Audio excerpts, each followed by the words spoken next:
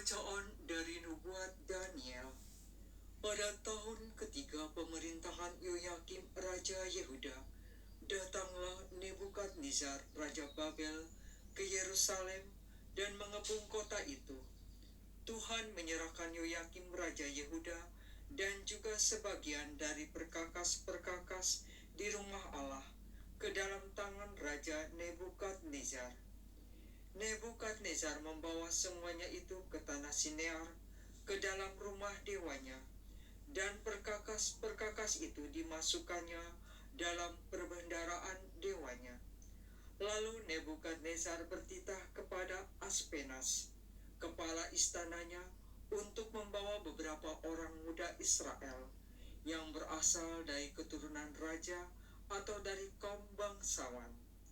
Pemuda-pemuda itu hendaknya tidak bercela, berperawakan baik, memahami berbagai-bagai hikmat, berpengetahuan luas, dan mempunyai pengertian tentang ilmu. Pendek kata, hendaknya orang-orang yang cakap untuk bekerja dalam istana raja.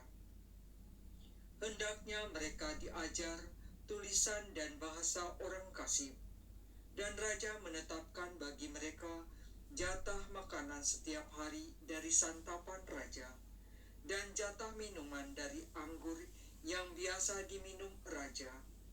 Mereka harus dididik selama 3 tahun, dan sesudah itu mereka harus bekerja pada raja. Di antara mereka itu ada juga beberapa orang Yehuda, yakni Daniel, Hananya, Misael, dan Asaria. Tetapi Daniel bertekad untuk tidak menajiskan diri dengan santapan raja dan dengan anggur yang biasa diminum raja. Maka ia minta kepada pemimpin pegawai istana itu supaya ia tak usah menajiskan diri.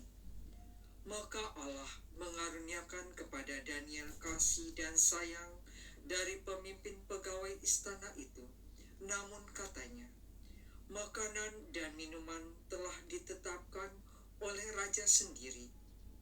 Aku takut kalau tuanku raja berpendapat bahwa kalian kelihatan kurang sehat dibandingkan dengan pemuda-pemuda lain yang sebaya dengan kalian.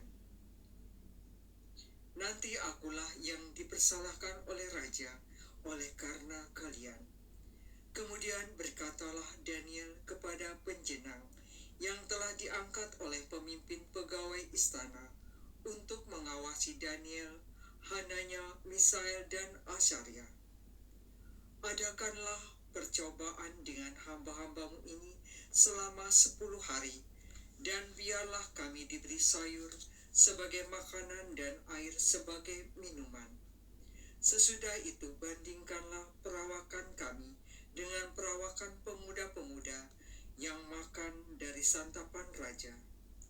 Kemudian perlakukanlah hamba-hambamu ini sesuai dengan pendapatmu.